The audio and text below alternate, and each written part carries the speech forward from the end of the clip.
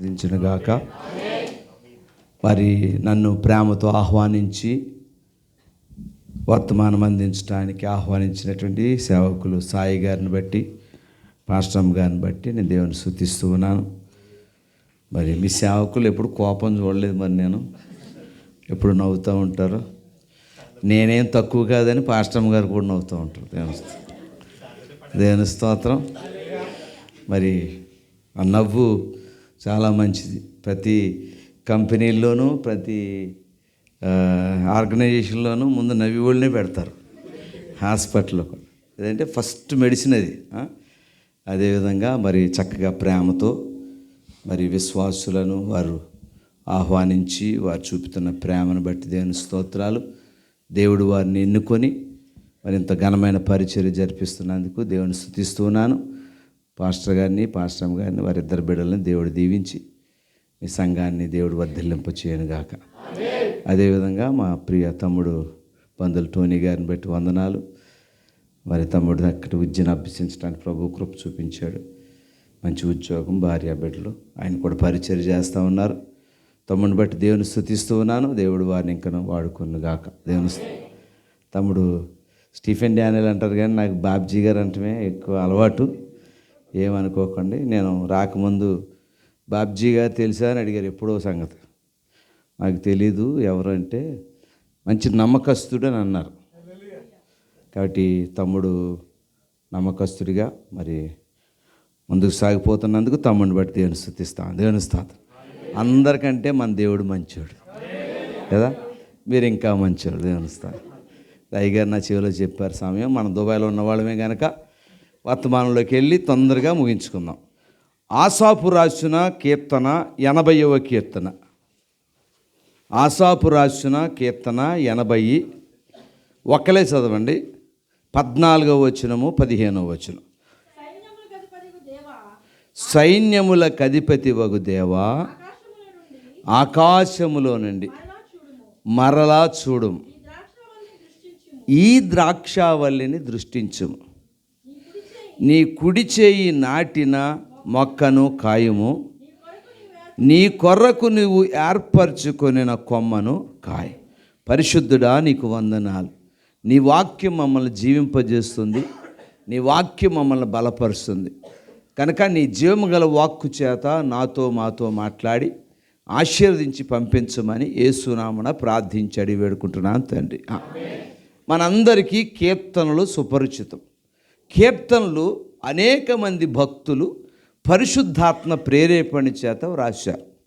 అందుకే కీర్తనలో పశ్చాత్తాప కీర్తనలు ఉన్నాయి, కృతజ్ఞతా కీర్తనలు ఉన్నాయి, స్తోత్ర కీర్తనలు ఉన్నాయి, యాత్ర కీర్తనలు ఉన్నాయి, హల్లెలూయా కీర్తనలు ఉన్నాయి, మనసు విచారంతో ఉన్నప్పుడు ఆదరించే కీర్తనలు ఉన్నాయి, మరి ప్రాముఖ్యంగా మనం కృంగిన వేళలో బలపరిచే కీర్తనలు ఉన్నాయి. కాబట్టి మరి విశ్వాసులైన వారు ప్రపంచంలో ఎక్కువగా కీర్తనలు చదవకుండా తమ జీవితాన్ని ప్రతిదినం గడపరు. ఇప్పుడు ఆసాపు ఏమని రాస్తున్నాడంటే, సైన్యములకు అధిపతి వగు దేవా, ఈ ద్రాక్షావళిని దృష్టించు. ఏమంటాడు చూడండి, ఆకాశములో నుండి మరలా చూడు. ఏమంటారండి? ఒకసారి చూసావు, మరలా చూడు. ఎందుకని? ఈ ద్రాక్షావళిని దృష్టించు. ఎవరి ద్రాక్షావళి? ఎందుకు దృష్టించమంటున్నాడు? మరి ఎందుకు ఈ ద్రాక్షావళిని మరలా చూడమంటున్నాడని వివరంలోకి వెళ్తే చాలా ఆత్మీయమైన మర్మాలు ఉన్నాయి. ఇంకా అంటాడు, నీవు నాటిన, నీ కుడి చేయి నాటిన మొక్కను కాయము, నీ కొరకు నువ్వు ఏర్పరచుకున్న కొమ్మను. ఫుట్ నోట్లో కుమారుడు అని ఉంది. కాబట్టి నువ్వు నాటిన కొమ్మను కాయము అంటాడు. కాబట్టి ఎందుకని ఆసాపు సైన్యములకు అధిపతి వగు దేవా, ఈ ద్రాక్షావళిని దృష్టించు అంటా ఉన్నాడు అని మనం చూసినట్లయితే, ఎవరి ద్రాక్షావళి అని చూస్తే అదే కీర్తన 8వ వచనం చదవండి. నీవు ఐగుప్తులో నుండి ఒక ద్రాక్షావళిని తెచ్చితివి, అన్యజనులను వెళ్ళగొట్టి దానిని. ఏంటంటాడంటే, నువ్వు ఐగుప్తులో నుండి ఒక ద్రాక్షావళిని తెచ్చితివి. ఐగుప్తు నుండి పెరికి తెచ్చినాడు, సంగ ద్రాక్ష తోటలో నిన్ను నాటినాడు. ఐగుప్తు నుండి పెరికి తెచ్చినాడు, నాటినాడు, చుట్టూ త్రవ్వి ఎరువు వేసి నీరు పోసినాడు, చుట్టూ త్రవ్వి ఎరువు వేసి నీరు పోసినాడు, తన ప్రేమతో ఏకపరచినాడు. ఫలించకుండుట నీకు న్యాయమా, యజమాని సానముతో చెలగాటమా. ఫలించకుండుట నీకు న్యాయమా, యజమాని సానముతో చెలగాటమా. ఫలముల నాశించిన పరలోక తండ్రి తేరి చూచుచున్నాడు నీ వైపు. ప్రేమతో నిన్ను పిలిచిన ప్రియ తోటమాలి పరీక్షించుచున్నాడు నీ కాపు. ప్రేమతో నిన్ను పిలిచిన ప్రియ తోటమాలి పరీక్షించుచున్నాడు నీ కాపు. ఫలించకుండుట నీకు న్యాయమా, యజమాని నిదు. హల్లెలూయా. కాబట్టి ఐగుప్తు నుండి ఒక ద్రాక్షవల్లిని తెచ్చితివి. ఎక్కడి నుంచి తెచ్చాడంట? తెచ్చి అన్యజనులను వెళ్ళగొట్టి. ఎక్కడి నుంచి తెచ్చి? ఈ ఐగుప్తు నుంచి తేబండి ద్రాక్షవల్లి ఎవరు? ఆదికాండం తీయండి ఒకసారి. నాకు సమయం లేదు కాబట్టి షార్ట్ చేస్తా, చెప్తా ఉన్నాను. ఆదికాండం 46వ అధ్యాయము 26వ వచనం 27వ వచనం. యాకోబు కోడండ్రును వినాయించి అతని గర్భవాసమున పుట్టిన యాకోబుతో ఐగుప్తునకు వచ్చిన వారందరూ 66. ఐగుప్తులో అతనికి పుట్టిన యోసేపు కుమారులు 2. ఐగుప్తునకు వచ్చిన యాకోబు కుటుంబపు వారందరూ 70 మంది. యాకోబుతో సహా ఐగుప్తుకు వచ్చిన వారు ఎంతమంది అండి? 70 మంది. మీ అందరికీ తెలుసు, దేవుడు అబ్రహాముని పిలిచాడు. అబ్రహాము దేవునికి విధేయుడయ్యాడు. విశ్వాసులైన మనకు మొట్టమొదటి లక్షణం ఏముండాలంటే ఒబీడియన్స్ ఉండాలి, విధేయత. ప్రపంచంలో భక్తి చాలామంది చేస్తూ ఉన్నారండి. భక్తికి ఏమీ లోటు లేదు.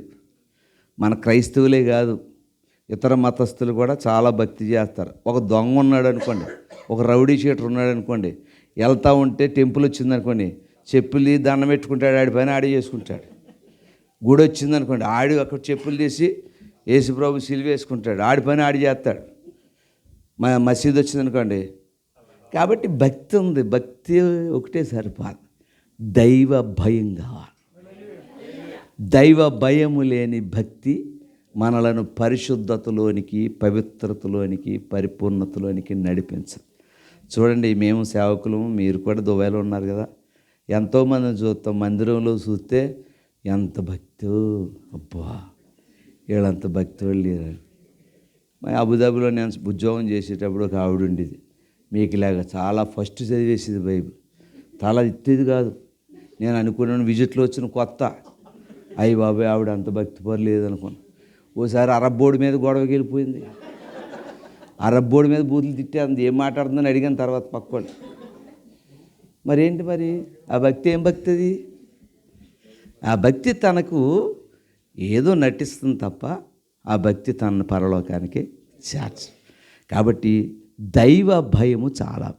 అబ్రహాముని దేవుడు పిలిచిన వెంటనే అబ్రహాము దేవునికి లోబడ్డాడు. వాస్తవానికి మీరు మ్యాప్ చూస్తే ఊరనే ప్రాంతంలోంచి తన తండ్రి అయిన తెరహు పిల్లల్ని తీసుకుని వస్తాడు, హారానికి వస్తాడు. హారానికి వచ్చినప్పుడు దేవుడు హారాన్లో అబ్రహాముని పిలుస్తాడు. హారాన్ అక్కడి నుంచి బయలుదేరి బెయేర్షెబాకు వస్తాడు. బెయేర్షెబా ఇశ్రాయేలు ఐగుప్తుకి దగ్గరలో ఉంటుంది.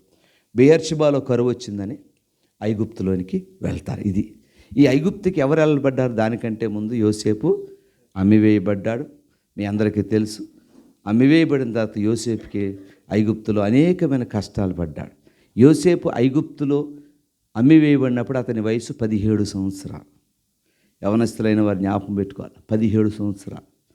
17 సంవత్సరాలు అయితే 13 సంవత్సరాలు బానిసగా ఇంటిలో పనిచేశాడు. పోతిఫర్ ఇంట్లో బానిసగా ఉన్నాడు, కానీ తన పరిశుద్ధతను కోల్పోలేదు. నీవు ప్రభువు కొరకు నమ్మకంగా పరిశుద్ధత కలిగి ఉంటే కష్టాలు వచ్చినా, లోటున్నా, అప్పున్నా, శ్రమ మనుషులు నిన్ను విడిచిపెట్టినా దేవుడు నీతో ఉంటాడు. తగిన సమయంలో దేవుడు నిన్ను హెచ్చిస్తాడు. ఐగుప్తు నాన్నదమ్ములు విడిచిపెట్టేశారు. పోతీఫర్కి ఎంత బానిసకి వెళ్ళిన పోతీఫర్ ఇంటికి సూపర్వైజర్ అయిపోయాడు. యజమాని ఏమి పట్టించుకోవట్లేదు, ఒక్క యజమానురాల విషయంలో తప్ప ఏ విషయంలో కూడా మొత్తం పెత్తనం అంతా యోసేపుదే. కానీ దైవ భయం కలిగి ఉన్నాడు. పాపం చేసే అవకాశం వచ్చింది, ఎవరో చూడట్లేదు కదా అని గుట్టు చప్పుడు కాకుండా పాపం చేయలేదు. అయ్యో, ఇంత ఘోరమైన పాపము నేను ఎలా చేయగలను? నా తండ్రికి వ్యతిరేకంగా పాపం చేయనని పాపానికి దూరంగా పారిపోతుంటే చొక్కా పట్టుకుంది, చొక్కా చేతికి చిక్కింది. ఇదిగో తప్పు చేసిన వాళ్ళు నేను తప్పు అంటాడా? అంటే అందరు మన తెలుగు వాళ్ళు అందరూ ఏమంటాం, నేనే కరెక్టు, వాళ్ళనే సెట్, మనదంతా అవతల మీద వేసేస్తాం అంటాం. ఆమె ఏం చేసిందంటే, నేనేం తప్పు చేయలేదు, యోసేపే తప్పు, జైలు జీవితం. అంతూ యథార్థంగా ఉన్నందుకు నా బ్రతికిలా అయిపోయిందని అనుకోలేదు యోసేపు. అక్కడ కూడా నమ్మకంగా ఉన్నాడు. దేవుడండి నమ్మకస్తులైన వారిని ఎప్పటికీ విడిచిపెట్టడు. గుర్తుపెట్టుకోండి. ఇప్పుడు మనకు ఎవరైనా సాయం చేశారనుకోండి, సపోజ్ మన కష్టంలో ఉన్నప్పుడు మనం ఎక్కడో ఉంటున్నాం, వాళ్ళ ఇంట్లో కార్యక్రమం జరిగితే వెళ్ళమండి. బంధువుల దగ్గరికి వెళ్ళకపోయినా ఆడి దగ్గరికి వెళ్ళమండి. మన కష్టంలో సాయం చేశారు కాబట్టి, అంతేనే కదా, వాస్తవే కదండి. మరి దేవునితోనూ నమ్మకస్తురాలుగా ఉంటే నీకు కష్టం వచ్చినప్పుడు దేవుడు నేనున్నానంటాడు. అది ఆయనలో ఉన్న గొప్పతనం. ఆడతా పాడతా భక్తి చేస్తే దేవుడు నీతో నాతో ఉండడం. మనం నమ్మకస్తులంగా ఉంటే ప్రభు మనతోటే ఉంటాడు. దేవనస్తాం. అబ్రహాముని తర్వాత యాకోబుతో దేవుడు ఏమంటాడు? నిశ్చయముగా నువ్వు వెళ్ళు, ప్రతస్థలమందు నేను ఉండి మరలా నిన్ను తీసుకొస్తాను అంటాడు. అంతేనా? 28వ అధ్యాయం. ఇప్పుడు యాకోబు బయలుదేరి వెళ్తూ ఉన్నాడు. వెళ్ళాడు, పద్దనరామికి వెళ్ళాడు, తన మామ లాభాన్ని కలుసుకున్నాడు. దేవుడు ఏమన్నాడు? నిశ్చయముగా ఉంటా అన్నాడు. మరి ఎన్ని సంవత్సరాలకు పాలేరుదనం చేశాడు యాకోబు? మొత్తం 27 సంవత్సరాలు. ఏమో రాహేల్ కోసం చేస్తే ఏం చేశాడు? లేయని ఇంకో 7 సంవత్సరాలు రాహేల్ కోసం చేశాడు. ఇంకా 6 సంవత్సరాలు బోనస్ పని చేశాడు. మరి గొర్రెలు మేపుకునేటప్పుడు దేవుడు ఉన్నాడా? మాట్లాడరటి. దేవుడు ఏమన్నాడు? నిశ్చయముగా నేను నీతో ఉండి నిన్ను ఆశీర్వదించి నేను తీసుకొస్తానన్నాడు. అవునా కదా? మరి ఇన్ని సంవత్సరాలు ఈ యొక్క మరి యాకోబు గొర్రెలు మేపుతో నానా కష్టాలు పడుతుంటే దేవుడు ఉన్నాడా లేదా? అమ్మ, మంచి పాఠం నేర్చుకోవచ్చు.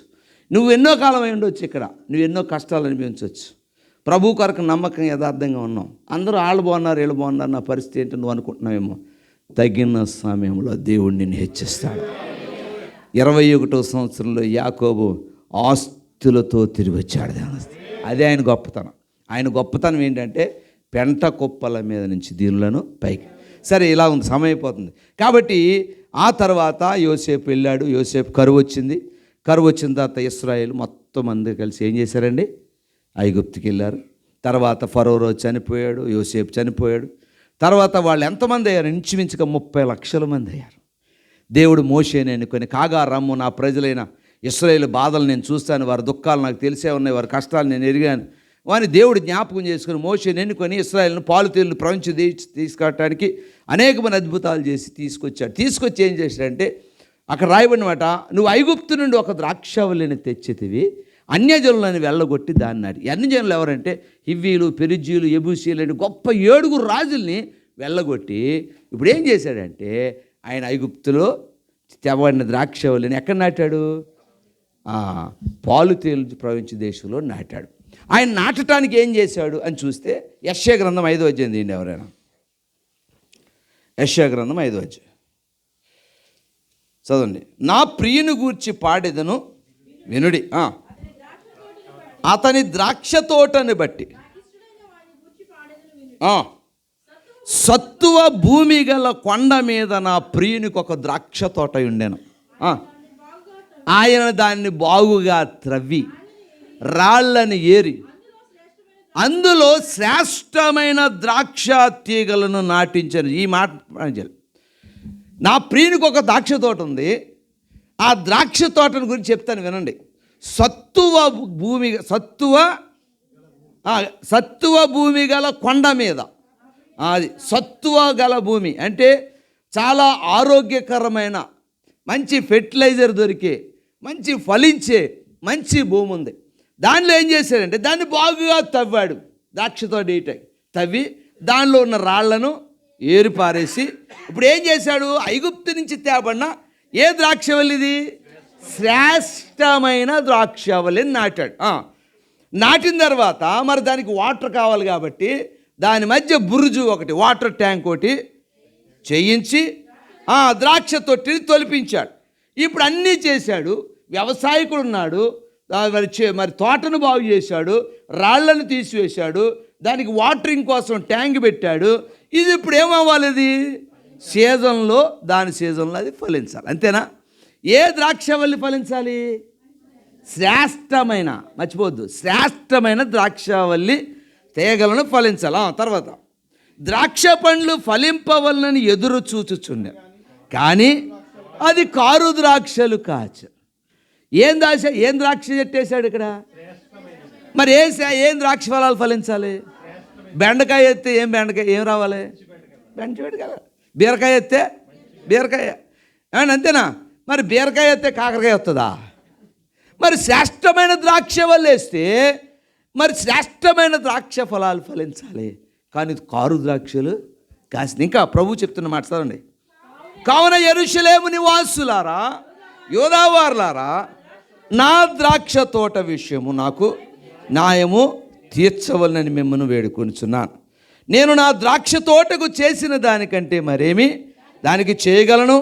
అది ద్రాక్ష పండ్లు కాయనని నేను కనిపెట్టినప్పుడు అది కారు ద్రాక్షలు కాయుటకు కారణం ఏంటి? ఆలోచించి ఏంటి ప్రభు అడుగుతున్నాడు. నేను శ్రేష్టమైన ద్రాక్షవల్లిగా నేను నాటితే కారు ద్రాక్షలు కాసిన కారణం ఏంటి? యోదావారులారా, నాకు న్యాయం తీర్చండి అని అడుగుతున్నాడు. మీరు చెప్పండి ఇప్పుడు నాకు, నేను మిమ్మల్ని అడుగుతున్నాను. శ్రేష్టమైన ద్రాక్షవల్లి నాటితే ఎందుకు కారు ద్రాక్షలు కాసింది? దీన్ని సమయం లేదు కాబట్టి ఆత్మీయంగా జాతకు చూసినట్లయితే ద్రాక్ష తోట అనగా ఇశ్రాయేలీయులు. కింద చూడండి, మీరు 7వ వచనం చూడండి. ఇశ్రాయేలు వంశము సైన్యములకు అధిపతియగు యెహోవా ద్రాక్ష తోట, యూదా మనుషులు ఆయనకైన. పరిశుద్ధ గ్రంథంలో మొక్కలు కానీ ఫలాలు కానీ ప్రతిదానికి ఆత్మీయమైనటువంటి పోలుకుంది. ఇక్కడ ఈ ద్రాక్ష తోట ఎవరు, ఈ ద్రాక్ష వల్లి ఎవరు, ఈ ద్రాక్ష తీగ ఎవరంటే ఐగుప్తు నుంచి తేబడిన ఇశ్రాయేలు. ఇశ్రాయేల్ని ఏం చేశాడంటే అన్యజనులను వెళ్ళగొట్టి వీళ్ళని నాటలేదు, వీళ్ళు కట్టలేదు, ఏమీ చేయలేదు. ఐగుప్తులో మట్టి పిసుకుంటున్న వీళ్ళని తీసుకొచ్చి దేవుడు ఎర్ర సముద్రాన్ని 2 పాయలు తీసుకొచ్చి చేసి ఐగుప్తుల నుంచి పాలుతేళ్లు ప్రవహించే దేశాన్ని తీసుకొచ్చి వాళ్ళు నాటాడు. నాటి ఏమంటాడంటే శ్రేష్టమైన ద్రాక్ష ఫలాలు ఫలించమంటే వీళ్ళు ఏం చేశారు, కారు ద్రాక్షలు. ఈయన ఏం చేశాడు, ఇంకా బాగుగా త్రవ్వి రాళ్లను, ఈ రాళ్ళంటే పాపమనే రాళ్ళు, హృదయాన్ని బాగా తవ్వి ఈ పాపమనే రాళ్లను ఏరివేసి. స్టువర్ట్ సుధాకర్ గారు అంటాడు ఏంటంటే, ఎన్నో పాపములు చేసి మూట గడితిని, ఎన్నో మోసములు చేసి దోషినైతిని. ఎన్నో పాపములు చేసి మూట గడితిని, ఎన్నో మోసములు చేసి దోషినైతిని. బంధము తెంచెను బ్రతికించెను నన్ను, బంధము తెంచెను బ్రతికించెను నన్ను. ప్రేమా ప్రేమా ప్రేమా, పాపము అనే రాళ్లను తీసివేసి ఆయన ఒక బురుజు ఒకటి వేయించి ద్రాక్ష పండ్లు అనగా స్పిరిచువల్ ఫ్రూట్స్ అనగా ఆత్మ ఫలాలు ఫలించాలని ఎదురు చూస్తూ ఉంటే ఇది ఏం చేసిందంటే బ్యాడ్ ఫ్రూట్స్, కారు ద్రాక్షలు కాదు. ఇప్పుడు మనకు అన్నం చేసుకుందాం. ఈ దినాన్ని 18 మంది ఎంతమంది బాప్తీసం సర్టిఫికేట్, దేవుని స్తోత్రం. నేను చెప్పే మాట, నిన్ను నన్ను లోకములో నుంచి దేవుడు పెరికి సంఘమనే ద్రాక్ష తోటలో ఒక శ్రేష్టమైన ద్రాక్షవల్లిగా నిన్ను నన్ను నాటాడు. ఇప్పుడు సంఘములో చేర్చబడిన నువ్వు నేను ఆత్మఫలాలు ఫలించాలి, కానీ కారు ద్రాక్షలు ఫలిస్తే ప్రభువు న్యాయం కోరుతా ఉన్నాడు. ప్రభు ఎంత ప్రేమ గల దేవుడో అంత రోషం కలిగిన దేవుడు. గుర్తుపెట్టుకోండి, ప్రభు ప్రేమ గల దేవుడే, అదే సమయంలో రోషము కలిగిన దేవుడు. ఆ రోషము గల దేవుని ఎదుట మనం ఏం చేయాలంటే, అయ్యో లోకములో పడి ఉన్న నన్ను నీవే చూచినావు, సంఘములో నాకు సహవాసమిచ్చి, సంఘములో నాకు సహవాసమిచ్చి నీ కృపతో నన్ను రక్షించినావు. లోకములో పడి ఉన్న నన్ను ప్రభు పెరికి సంఘములో నాటాడు. మనము ద్రాక్ష ఫలాలు శ్రేష్టమైనవి, ఆత్మ ఫలాలు ఫలించాలి. నువ్వు నమ్మినా నమ్మకపోయినా, నువ్వు ఒప్పుకున్నా ఒప్పుకుపోయినా, నమ్మి బాప్తిసం పొందినవాడు రక్షించబడును, నమ్మని వానికి శిక్ష. రక్షించబడిన నువ్వు నేను వాక్యం చెప్తున్నా నేను కానీ, సంఘానికి వస్తున్నా నువ్వు కానీ, పరిశుద్ధత లేకుండా ఎవడు పరలోకానికి వెళ్దాం. ఇది నమ్మినా నమ్మకపోయినా, మీరు ఒప్పుకున్నా ఒప్పుకోపోయినా, అయ్యగా నన్ను పిలిచినా పిలవకపోయినా ఇదే మాట. విశ్వాసులైన వారు ఎవరైనా సరే, సేవకుడైనా సరే, ఎవరైనా పరిశుద్ధత కలిగి ఉండాలి. పరిశుద్ధత లేకుండా ప్రభువుకి మనం చేరలేము. ఇప్పుడు రక్షించబడి బాప్తిసం పొందిన నీవు ఆత్మఫలాలు ఫలించాలి. ఏంటి ఆత్మఫలాలు? ప్రేమ, సంతోషము, సమాధానము, దీర్ఘశాంతము, దయాళుత్వం, ఆశానిగ్రహం. గలతీ 5:22. శరీర కార్యాలు మనలో ఉండడానికి లేదు. 5:16. ఒకవేళ ఉన్నాయనుకోండి, నువ్వేం కారు ద్రాక్షలు ఇస్తున్నావు? కారు ద్రాక్షలు చేస్తే దేవుడు ఒప్పుకోడు. లెక్క అడుగుతాడు, త్రాసులో తోస్తాడు. ఆయన మనలో త్రాసులో తోస్తే మనం తేలికైపోతే ఏమీ ఉపయోగం లేదు. కారు ద్రాక్షలు అంటే ఏంటి? మీకు ఇంకొక మాట చెప్పి నేను ముగిస్తాను. ద్వితీయోపదేశకాండం 32. ద్వితీయోపదేశకాండం 32. త్వరగా వారి ద్రాక్షవల్లి సుధమా ద్రాక్షవల్లి, అది గొమొర్రా పొలములలో పుట్టినది. వారి ద్రాక్ష పళ్ళు పిచ్చి ద్రాక్ష పండ్లు, వారు గెలలు చేదైనవి. ఏంటంటే అండి, వారి ద్రాక్షవల్లి సుధమా ద్రాక్షవల్లి, అది ఎక్కడుంది? గొమొర్రా పొలముల్లో ఉన్నది. దాని పండ్లు పిచ్చివి, దాని ద్రాక్ష పండ్లు అంట పిచ్చివి, దాని గెలలు ఏంటి? ఎవరి ద్రాక్షవల్లి, ఎవరి సుధమా ద్రాక్షవల్లి అంటే, దేవుడు అబ్రహామును పిలిచినప్పుడు, అబ్రహాము నువ్వు లేచి నీ బంధువుల నుండి, నీ స్వజల నుండి, నీ రక్త సంబంధం నుంచి విడిచి నేను చూపించి పాలు తెల్లని ప్రపంచ దేశాన్ని బయలుదేరమంటే, ప్రభువా ఏ దేశము ఎక్కడ, అక్కడ అన్ని ఫెసిలిటీస్ ఉన్నాయి, ఏం ప్రశ్నించలేదు. 4:12 ఆ ప్రకారం ఆయన బయలుదేరి వెళ్ళాడు. వెళ్తూ అబ్రహాం ఏం చేశాడంటే, 3 అన్నదమ్ములలో అబ్రహాము, నాహోరు, హారాను, 3. అయితే సహోదరుడు చచ్చిపోతాడు. అబ్రహాం సహోదరుడు చచ్చిపోతే, అబ్రహాం సహోదరుడి కొరకు లోతు చిన్నోడు, అరే మా సహోదరుడు చనిపోయి ఇటు చిన్నోడు, తండ్రి లేనాడు, ఈయన్ని బాగోగులు చూసుకోవాలని ఈయన్ని తీసుకుని బయలుదేరాడు లోతు. అబ్రహాంకి ఆస్తుంది, లోతుకు కూడా తన సహోదరుడు కూడా ఆస్తుంది. ఇప్పుడు బయలుదేరి చిన్నోడు కదా, పెదనాన్న ఓకే, నేను పెదనాన్న అనుకుందాం పోనీ, లోతు పెదనాన్న ఓకే అన్నాడు. బయలుదేరి వస్తూ ఉన్నాడు. వస్తూ ఉండగా వాళ్ళ ఆస్తి పెరిగిపోయింది. ఒకరోజు లోతు గొర్రెల కాపర్లకి, అబ్రహాం గొర్రెల కాపర్లకి కలహం కలిగిన అబ్రహాం అన్నాడు, అబ్రహాము లోతు మీద చెయ్యేసి, అరే తమ్ముడు, అరే నాన్న, నువ్వు నేను బంధువులు, మనం గొడవ పడకూడదు. నువ్వు తూర్పుకి వెళ్తే నేను పడమరకు వెళ్తాను, నువ్వు ఉత్తరానికి వెళ్తే నేను దక్షిణానికి వెళ్తాను, ఏదోటి చేయంటే. అప్పుడు వరకు చిన్నప్పుడు బాగానే ఉన్నాడు, వయసు పెరుగుతూ ఉంది. అప్పుడు ఛాన్స్ దొరికింది అనుకొని, అలాగే పెద్దనాన్న నేను మరి నీకు దూరంగా ఉంటానని వెళ్ళి, యెహోవా సొదొమ గొమొర్రాని నాశనం చేయక మునుపు అది యెహోవా తోట వలె పచ్చగా ఉండెను. అది సొదొమలో వెళ్ళి ఆ సొదొమ గొమొర్రా పొలముల్లో ఊరి ఎంట్రన్స్లో గుడారం వేసుకున్నాడు. అది సొదొమ ద్రాక్షవల్లి, అది గొమొర్రా పొలముల్లో. దాని పండ్లు, దాని ద్రాక్ష పండ్లు పిచ్చి.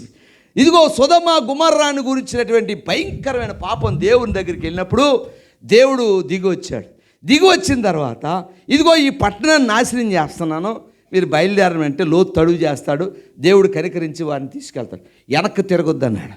వెనక్కి తిరిగితే నువ్వు ఉప్పు స్తంభం అవుతావు అన్నాడు. తన భార్య, లోతు భార్య వెనక్కి తిరిగిన తర్వాత ఉప్పు స్తంభం అయిపోయింది. నాకు సమయం లేదు కాబట్టి తొందర పరిగెడతా ఉన్నాను.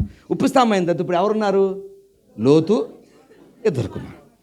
ఇద్దరు కుమార్తెలు కలిసి ఒక గుడారంలో ఒక పర్వతం దగ్గర ఉన్నారు. ఇప్పుడు అక్కడ ఘోరమైన తప్పిదం జరిగింది. నేను వివరించడానికి ఇష్టపడలేదు. అది ఘోరమైన తప్పు. ఈనాటికి కూడా ప్రపంచంలో అనేక మంది ఈ విషయాన్ని గురించి చాలా తక్కువగా ఏం ఘోరం జరిగిందంటే, దాని ద్రాక్ష పండ్లు పిచ్చి ద్రాక్ష, తండ్రితో కలిసి పుట్టిన బిడలు పిచ్చి ద్రాక్ష పండ్లు. ఇదిగో దాని ద్రాక్ష పండులు పిచ్చివి, దాని గెలలు చేదు. నేను ఒక ప్రశ్న అడుగుతాను, చెప్తాను. లోతు అక్కడ పాపం జరగటానికి, లోతు భార్య ఉంటే పాపం జరుగుతుందా? అమ్మ, మీ అందరికీ తెలుసు, జరిగి ఉండేది. తన లోతు భార్య అవిధేయత బిడలకు శాపాన్ని తెచ్చింది. కాబట్టి నేను చెప్పే మాట ఏంటంటే, అది సొదొమ ద్రాక్ష, అది గొమొర్రా పొలముల్లో ఉంది. దాని ద్రాక్ష పండ్లు పిచ్చివి, దాని గెలలు చేదని. ఈ ఉదయకాలాన్ని, మధ్యాహ్న కాలం నేను చెప్పే మాట ఏంటంటే, లోకములో నుంచి నిన్ను నన్ను ఆయన పెరికి సంఘములో నాటాడు. నిన్ను బహుగా ప్రేమించాడు, నన్ను బహుగా ప్రేమించాడు. లోకములో ధనఘనతలు ఉన్నవారు ఉన్నారు, కీర్తి ప్రతిష్టతలు కలిగిన వారు ఉన్నారు, కోట్లకు పడగలెత్తిన వారు ఉన్నారు, అందచందాలు కలిగిన వారు ఉన్నారు, తలాంతులు కలిగిన వారు ఉన్నారు. వారిని కాదని ప్రభు నిన్ను నన్ను రక్షించుకున్నాడు. రక్షించబడిన మనము ఇదిగో సంఘములో చేర్చబడ్డాం. నీలో పాపం ఉండటానికి వీలు లేదు, నీలో అవిధేయత ఉండటానికి లేదు, నీలో ఏమాత్రం కూడా దేవునికి ఆయాసకరమైన మార్గం ఉండటానికి లేదు. ఒకవేళ ఉన్నదో, నీ ద్రాక్ష పండ్లు పిచ్చివి, నీ గెలలు చేదైనవి. దేవుడు లెక్క అడుగుతా ఉన్నాడు. దేవుని స్తోత్రం. ఈ మధ్యాహ్న కాల సమయంలో రక్షించబడ్డావో, పరిశుద్ధతను కాపాడుకో. రక్షణ లేదా, నువ్వు ఎన్ని సంవత్సరాల మందిరాలకు వచ్చినా, నువ్వు ఎంత కానుకలు ఇచ్చినా, నువ్వు మారు మనసు పొందకుండా, నువ్వు బాప్తిసం పొందకుండా, నువ్వు రక్షణ పొందకుండా ఉంటే నువ్వు ఎప్పటికీ పరలోకానికి వెళ్ళవు. ఎందుకంటే ప్రభు అంటాడు, మరి ఏ నామం వలన రక్షణ కలగదు, యేసు నామం వలనే రక్షణ. కాబట్టి ఈ యొక్క మధ్యాహ్న కాల సమయంలో ఇదిగో ఆ యొక్క వాక్యాన్ని జ్ఞాపకం చేసుకుందాం. ఆసాపు అంటాడు, ఈ ద్రాక్షవల్లిని దృష్టించయ్యా, మరలా చూడు, నువ్వు నాటిన కొమ్మయ్యా, ఇదిగో నీవు దృష్టించి అని ఆయన ఆశాపడినాడు. కాబట్టి ఈ మధ్యాహ్న కాలంలో మనలను మనం ఒక్కసారి ప్రభువుకు సమర్పణ చేసుకుందాం. ఇదిగో ప్రభు నేను కళ్ళు మూసుకొని చిన్న ప్రార్థన, సమయం లేదు, కళ్ళు మూసుకొని చిన్న ప్రార్థన. ప్రభు నేను లోకంలోంచి ప్రత్యేకపరుచుకుని ఒక శ్రేష్టమైన ద్రాక్షవల్లిగా నాటాడు. శ్రేష్టమైన ద్రాక్షవల్లివైన నువ్వు శ్రేష్టమైన ద్రాక్ష ఫలాలు ఫలిస్తున్నావా? ఆత్మీయ ఫలాలు ఫలిస్తున్నావా? కారు ద్రాక్షలు కాస్తున్నావా? ఎవరు చూడలేదనుకుంటున్నావా? ఇదిగో మనల్ని చూచేవాడు ప్రభు ఒకడున్నాడు, మనల్ని చూచేవాడు ప్రభు ఒకడున్నాడు. కనుక ఒక్క నిమిషం తీర్మానం చేసుకున్నాం. ప్రభువా నన్ను ప్రేమించి రక్షించావు నాయనా. అయ్యా, నీ కొరకు మంచి ద్రాక్ష ఫలాలు ఫలిస్తాను, ఆత్మ ఫలాలు ఫలిస్తాను. ఇంకా ఎవరైనా బాప్తిసం పొందినటువంటి వారు, ప్రభువా నా హృదయాన్ని నీకు అప్పగిస్తా ఉన్నాను. ఇదిగో నా జీవితంలో కారు ద్రాక్షలు ఉన్నాయి ప్రభువా, నేను మంచి ద్రాక్ష ఫలాలు ఫలించాలని ఆశపడతా ఉన్నాను అని ఒక్కసారి ప్రభుని మనం ప్రార్థన చేసుకుందాం. ఒక తీర్మానం చేసుకుందాం. ఆయన ఎంత ప్రేమ గల దేవుడు, అంత ప్రేమ గల దేవుడు. మనొక్క కళ్ళు మూసుకుని చిన్న ప్రార్థన చేసుకుందాం. ఆయన ఇదిగో ఆ ద్రాక్షవల్లిని నాటడానికి ఆయన ఎంత శ్రమపడ్డాడంటే, సత్తువ భూమి గల కొండ మీద ఇదిగో ఆ భూమిని తవ్వాడు, పాపమనే రాళ్ళని తీసివేశాడు. ఈ మధ్యాహ్న కాలం ప్రభు నిన్నెంతగా ప్రేమించాడు, నన్ను ఎంతగా ప్రేమించాడంటే, ఆయన తన ప్రాణాన్ని సిలువలో పెట్టి అంతగా ప్రేమించి నీకు నాకు రక్షణ ఇవ్వటానికి ఇష్టత కలిగి ఉన్నాడు. ఇంకా ఎవరైనా ప్రభువా నీకు స్తోత్రం. ప్రతి ఒక్కరము ప్రార్థనలోకి వెళ్దాం. ఆయన బహుగా ప్రేమించాడండి. నది వాలే యేసు రక్తము సిలువలో నుండి ప్రవహించే, పాపము కడిగి మలినము తుడిచి ఆ ప్రశస్త రక్తమే, పాపము కడిగి మలినము తుడిచి ఆ ప్రశస్త రక్తమే. యేసు చావొంది సిలువలో నీ కొరకే నా కొరకే. ప్రార్థన. పరిశుద్ధుడానికి వందనాలు. ఈ మధ్యాహ్న కాల సమయంలో నీ జీవం గల వాక్కు అయ్యా బిడ్డల హృదయాల్లో భద్రపరచబడి